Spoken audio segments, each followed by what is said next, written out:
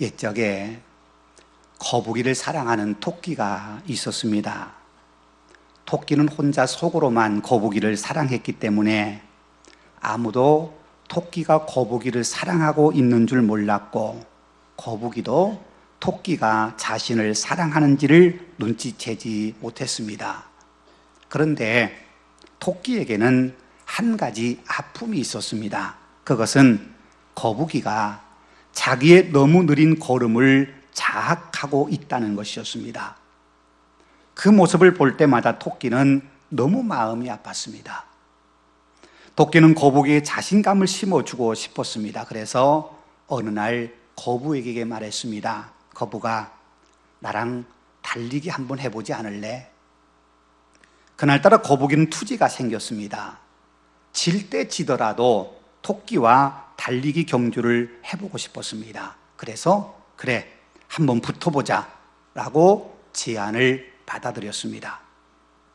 드디어 경주가 시작되었습니다. 순식간에 토끼는 저만치 앞서갔습니다. 그러면서도 뒤따라오는 거북이만 생각했습니다. 포기하면 어떻게 하지? 중간쯤 가서 기다려주자. 그런데 그냥 눈을 뜨고 거북이를 쳐다보며 기다리면 거북이의 자존심이 상할까봐 토끼는 길에 누워서 자는 척 하기로 했습니다. 거북이가 가까이 와서 자기를 깨워주고 함께 나란히 언덕에 올라가는 아름다운 꿈을 꾸면서 말입니다. 그런데 거북이는 토끼 옆을 지나가면서도 토끼를 깨우지 않았습니다. 자는 척 하던 토끼는 눈물을 흘렸습니다. 결국 거북이가 경주에서 이기게 되었습니다. 이 경주가 끝난 후에 동네 동물 식구들과 후세 사람들로부터 거북이는 근면하고 성실하다는 칭찬을 들었고, 토끼는 교만하다, 경솔하다라는 욕을 들어야 했습니다.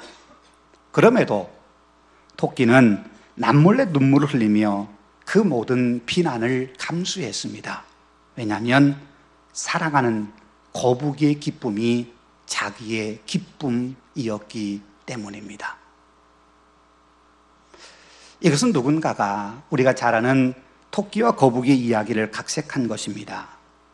그런데 이 각색한 이야기는 우리에게 깊은 울림을 줍니다. 사랑이란 토끼처럼 아픔을 감수해야 하는 것을 잘 알기 때문입니다. 갈수록 자기 중심적으로 살아가는 세상에 토끼와 같이 누군가를 위해서 기꺼이 희생하고 누군가의 기쁨을 위해서 비난을 감수하는 사랑의 마음들이 점점 세상에서 메말라져 가고 있기 때문입니다. 여러분, 2019년 한 해 어떻게 사셨습니까? 누군가를 위해 일부러 손해보는 일을 해보셨습니까? 누군가를 사랑하기 위해서 힘듦도 비난도 견디어 보셨습니까? 조금 더 신앙적으로 질문해 볼까요? 한 해 동안 살아오시면서 하나님을 위해서 얼마나 희생하셨습니까? 하나님을 사랑하기에 얼마나 나를 희생하며 사셨습니까? 하늘 뒤돌아볼 때 참으로 가슴 아픈 일들이 우리 주변에 많았음을 알 수 있습니다. 사회적으로는 점점 더 갈등이 커져갑니다. 이념의 갈등이 오늘날처럼 극심했던 적은 없다고 말할 정도로 진보와 보수의 갈등이 너무너무 심각해지고 있습니다. 우리의 오랜 고질병인 지역 갈등은 견딜 수 없을 정도로 이념의 갈등이 우리 사회를 흔들고 있습니다. 아니, 우리 사회를 병들게 하고 있습니다. 너무나도 쉽게 누군가를 향해서 비난하고 손가락질하고 결코 입에 담을 수 없을 정도의 말을 아무렇지 않게 너무 쉽게 내뱉고 있습니다. 하나님의 은혜 안에 산다고 하는 우리 자신은 어떻습니까? 갈등하는 사이를 봉합하고 하나로 묶어야 할 책임이 있는 교회가 얼마나 갈등을 해결하기 위해서 노력했는지 진지하게 우리 스스로에게 물어야 할 때입니다. 우리 신앙인들이 희생을 감수하고서라도 내 삶의 주변에 하나님의 나라를 보여주기 위해서 얼마나 우리가 노력하며 살아왔는지 우리 자신에게 물어야 할 때입니다. 성 프란시스코의 평화의 기도에 나오는 것처럼 미움이 있는 곳에 사랑을, 다툼이 있는 곳에 용서를, 분열이 있는 곳에 일치를, 오류가 있는 곳에 진리를, 의혹이 있는 곳에 믿음을, 절망이 있는 곳에 희망을, 어둠이 있는 곳에 광명을, 슬픔이 있는 곳에 기쁨을 심는 삶을 우리가 살아왔는가 하고 말입니다. 오늘 우리 시대는 그런 하나님의 가슴 아픈 사랑과 같은 사랑이 너무나도 절실하게 요구되고 있습니다. 우리 역시 누군가를 향하여 손가락질하는 것이 아니라 내가 먼저 누군가를 품고 기도하고 누군가를 향하여 손 내밀어 보듬어 줄 수 있는 사이를 우리가 만들어가야 하는 것 아닙니까? 그것이 오늘 우리에게 주어진 하늘의 사명입니다. 탈무드에 이런 말이 있습니다. 반성할 줄 아는 사람이 서 있는 땅은 가장 훌륭한 납비가 서 있는 땅보다 더 고결하다. 그렇습니다. 우리 인간에게 주어진 위대함 가운데 하나는 반성할 줄 안다는 겁니다. 반성이라고 하는 것은 그저 자신의 삶을 되돌아보는 것만이 아니라 왜 우리가 그런 삶을 살아왔는지를 깊이 생각하여 깨닫고 그 깨달음을 얻는 대로 나부터 바꾸어가는 겁니다. 내가 먼저 바꾸지 않는 것은 결코 반성이 아닙니다. 누군가에게 바꾸라고 요구하는 것은 비판이고 왜 바꾸지 않느냐고 손가락질하는 것은 비난입니다. 비판이나 비난을 통해서는 결코 아름다운 사이를 만들어갈 수 없을 뿐만 아니라 누군가의 삶이나 행동도 결코 바꿀 수가 없습니다. 내가 내 삶을 되돌아보며 나의 모습 하나하나를 바꾸어갈 때 세상은 조금씩 변화되기 시작합니다. 변화는 나로부터 시작되기 때문입니다. 오늘 우리가 읽은 말씀은 오늘 우리 시대와 너무나도 많이 닮은 시대의 상황 속에 주신 말씀입니다. 아모스 선지자가 활동했던 살던 시대 이스라엘 백성들은 오늘 우리가 그런 것처럼 큰 경제적인 위기 속에 있었습니다. 온 백성들의 생활이 너무나도 어려웠습니다. 곧 전쟁이 일어날 것만 같은 상황에서 민심은 점점 더 흉흉해지고 있고 백성들 중에서는요 삶의 희망을 포기한 채 그저 목숨 붙여 있기 때문에 살아가는 사람들이 너무나도 많았습니다. 이런 국가적인 위기 상황 속에서 나라의 정치 지도자들이나 종교 지도자들은 백성들에게 희망을 주게 노력한 것이 아니라 그런 위기 상황을 이용해서 자기들의 배만 채우기에 급급했습니다. 오늘 우리 시대와 비슷하지 않습니까? 백성들은 경제적인 어려움 때문에 여기저기서 아우성과 탄식 소리가 들려오는데 정치인들은 자기들의 밥그릇을 챙기기 위해서 이념의 골을 더 깊이 파고 있습니다. 사회가 그렇게 힘들고 어려울 때 백성들을 품고 위로하고 용기를 주어야 될 종교 지도자들마저도 정치에 빌붙어서 백성들의 마음을 분열시키고 있습니다. 종교가 종교 역할을 하지 못한 채 껍데기만 남은 것처럼 종교가 백성들에게 동네북처럼 전락해 가고 있습니다. 그것만이 아니지요. 미국과 중국의 전제 경쟁 틈 사이에 끼어가지고 강대국들이 제치기만 해도 독감에 걸린 상황이 우리나라의 상황입니다. 일본의 반성 없는 오만 때문에 두 나라 사이의 갈등은 역사상 최고도에 달해 있고, 북한은 미국을 향해서 크리스마스 선물을 줄 것이라고 위협하면서 남북 간의 문제는 점점 더 꼬여가고 있습니다. 왜 이런 상황까지 몰린 것입니까? 아모스 선지자 시대의 그런 위기에 빠진 가장 큰 원인은 지도자들의 교만 때문이었습니다. 지도자들은 백성들의 아우성치는 소리에 귀를 기울이지 않습니다. 바른 정치를 해달라는 요구도, 종교 역할을 제대로 해달라고 하는 요구도 무시하고 자기들만이 잘난 것처럼 생각해서 어느 누구의 충고도 들으려 하지 않았습니다. 심지어 선지자가 그런 잘못된 길로 가다가는 결국 나라가 망할 거라고 충고를 해도 그런 충고 따위는 귓등으로도 듣지 않습니다. 오늘 보면 9절에 말씀합니다. 그가 강한 자에게 갑자기 패망에 이르게 한친즉 그 패망이 산성에 미치느니라. 아무리 강한 것처럼 보여도 하나님께서 콧김으로 불어버리시면 망하고 맙니다. 아무 어떤 상황에도 흔들리지 않을 것 같은 산성이라 하더라도 하나님께서 불어버리시면 굳건했던 산성도 무너지고 맙니다. 그런데 지도자들은 선자들의 외치는 하나님의 말씀조차 외면했습니다. 자기들이 지혜롭고 자기들이 더 잘한다고, 우리만큼 잘하는 사람이 없다고 그들 스스로 교만에 빠졌기 때문입니다. 뿐만 아니라 당시 이스라엘 지도자들은 탐욕으로 가득했습니다. 그래서 가난한 사람들, 힘없는 사람들의 마지막 남은 것마저 약탈해 갔습니다. 오늘 보면 11절에서 이렇게 책망하십니다. 너희가 힘없는 자를 밟고 그에게서 미래 부당한 세금을 거두었은즉. 여러분, 공의로운 사회가 어떤 사회라고 생각하십니까?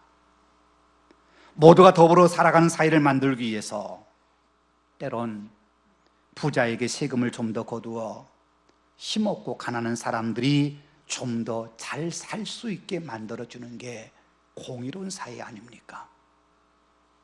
그런데 오히려 힘없다는 것 때문에 가난하고 힘없는 사람들의 것을 세금의 명목으로 빼앗아 백성들은 더욱 살기 힘들어지고 있습니다. 그러면서 4장 1절에서 책망한 것처럼 귀부인들은 매일 잔치를 열면서 지도자인 남편들에게 술을 더 가져다가 우리로 마시게 하라고 요구합니다. 그래 결국 지도자들은 힘없고 가난한 자들에게 세금이라는 명목으로 돈을 빼앗아야 했던 겁니다. 그러면서 부자들과 권력자들은 점점 더 향락에 빠져들어갔습니다. 백성들은 먹고 살기 어렵다고 아우성치고 먹고 살기 위해서 몸부림치고 있는데 지도자들은 매일 잔치를 베풀고 향락에 취해 있습니다. 그러면서 도덕적으로 부패해져 갔습니다. 아모스 2장 7절에 이렇게 말씀합니다. 아버지와 아들이 한 젊은 여인에게 다녀서 내 거룩한 이름을 더럽히며, 늙은이나 젊은이나 가릴 것 없이 우상의 신전에서 몸을 파는 여인에게 들나들면서 쾌락을 즐기고 있다는 겁니다. 그래 결국에는 우상 숭배에 빠지고 맙니다. 겉으로는 그럴듯하게 하나님을 섬기는 것처럼 보입니다. 그들 길갈과 베델을 찾아가며 아침마다 희생제사를 드리고 3일마다 11조를 드리는 것이 하나님을 잘 섬기는 것처럼 보일지 모르지만 그것은 결코 하나님을 섬기는 것이 아니었습니다. 오히려 우상을 그렇게 섬기고 있었던 겁니다. 그렇게요, 하나님께서 바라보실 때 결코 기뻐하실 수 없는 삶을 살았던 것이 당시 이스라엘 백성들의 모습이었습니다. 하나님을 버렸습니다.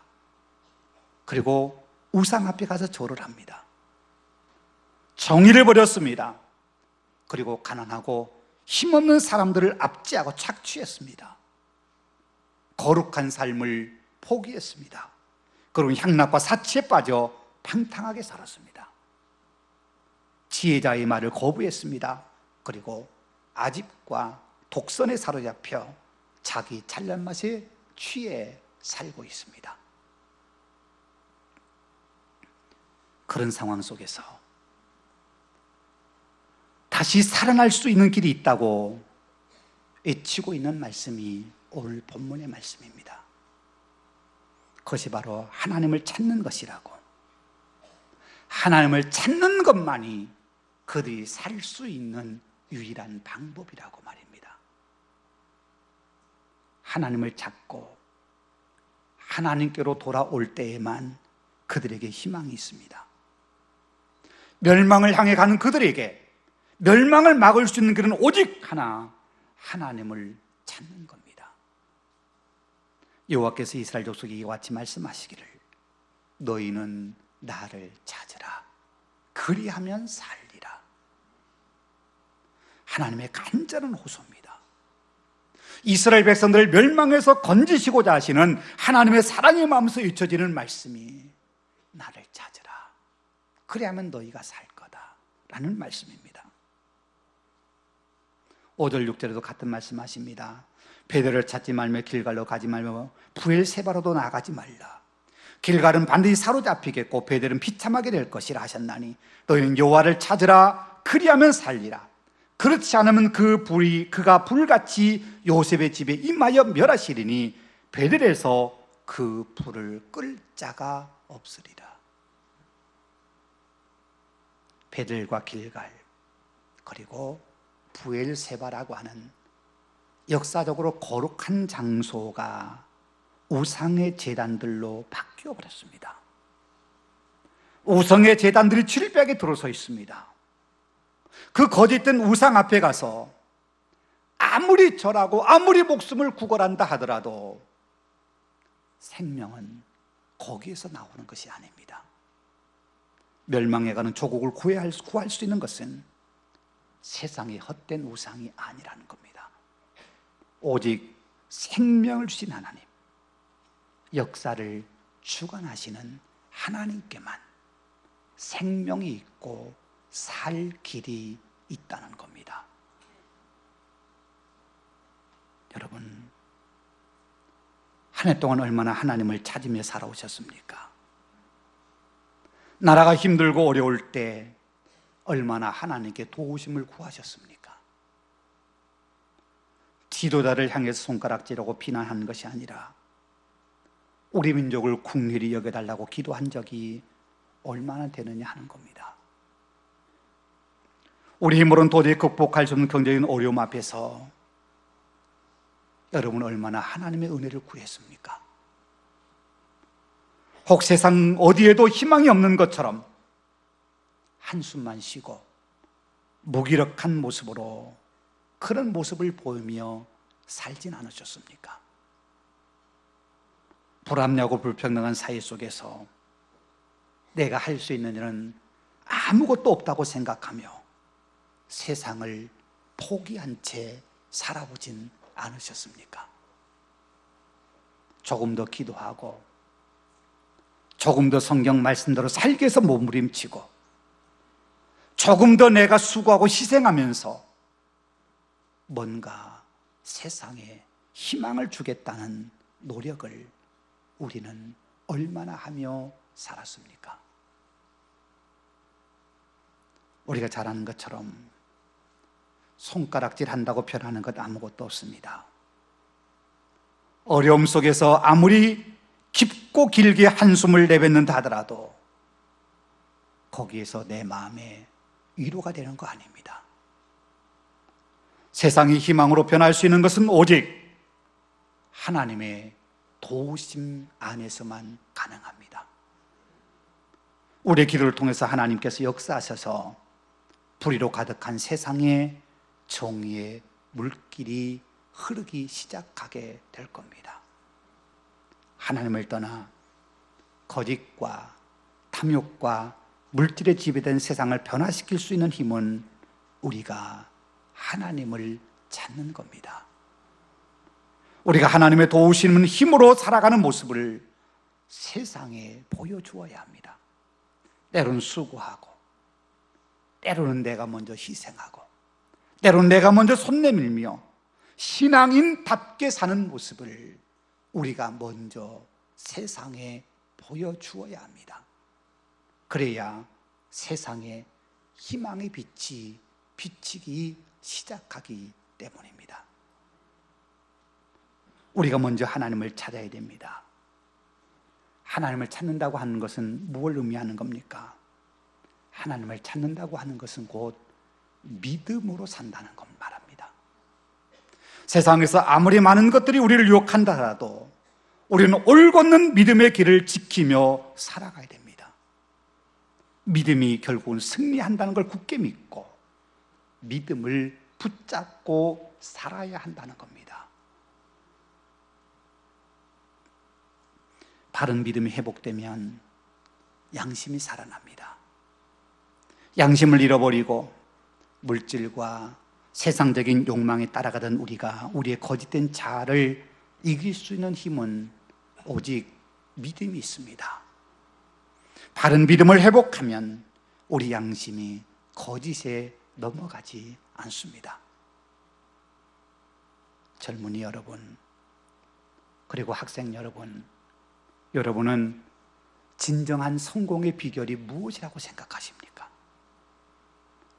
출세하여 돈 많이 버는 거?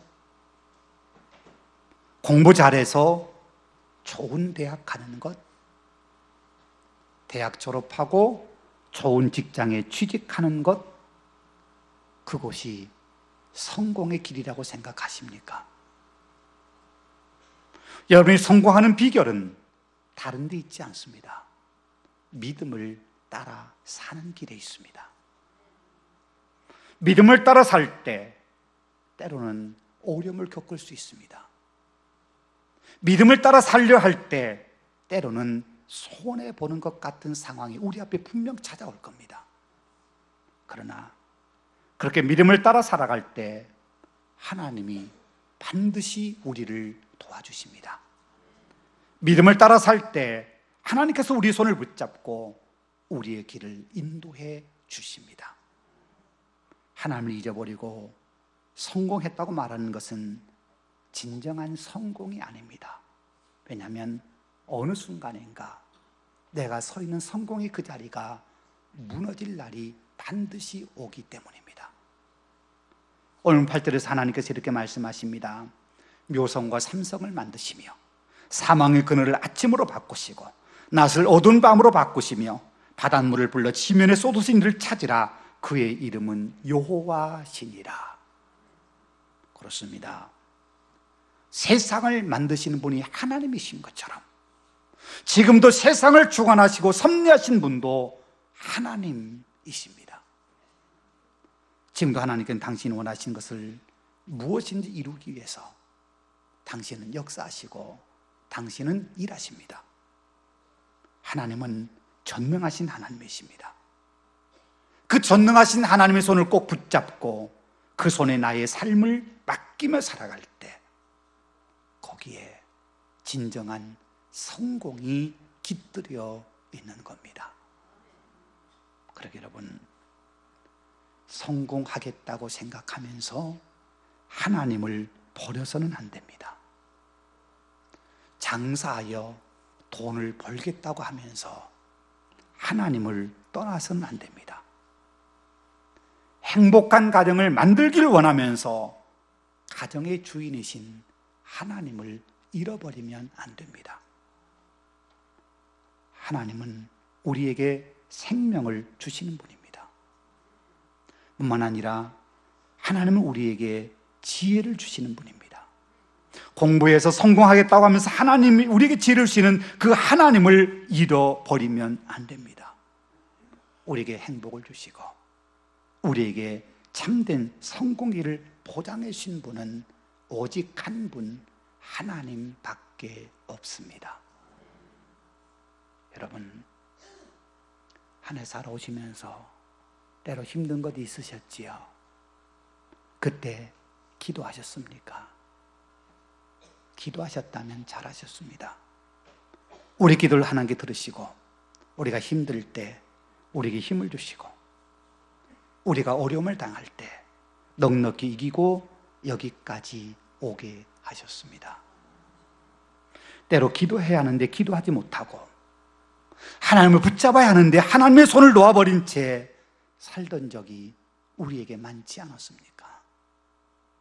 그럼에도 우리가 여기까지 올 수 있었던 것은 전적으로 하나님의 은혜입니다. 우리를 사랑하신 하나님의 긍휼 때문에 하나님께서 우리의 생명을 지켜주시고, 하나님 아버지의 자비하심 때문에 하나님께서 우리를 여기까지 인도하셨습니다. 하늘을 보내면서 다시 한번 우리를 사랑하신, 지극히도 우리를 사랑하신 하나님을 기억하십시다. 어쩌면 서두에 말씀드린 거북이를 사랑하는 토끼의 마음이 우리를 사랑하시는 하나님의 마음일 겁니다. 우리를 위해서 하나님께서 참아주셨습니다. 우리에게 자신감을 주시고 우리에게 용기를 주시기 위해서 하나님께서 우리를 기다리시고 또 기다리시며 우리의 등 뒤에서 우리를 밀어 여기까지 오게 하셨습니다.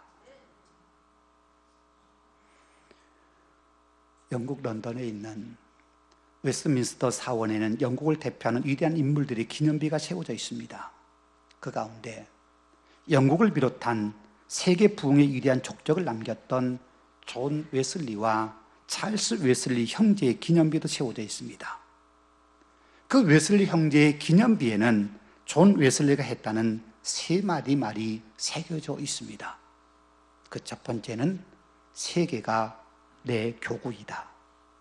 두 번째는 하나님께서는 당신의 일꾼은 땅에 묻으시나 당신의 일은 계속해 나가신다.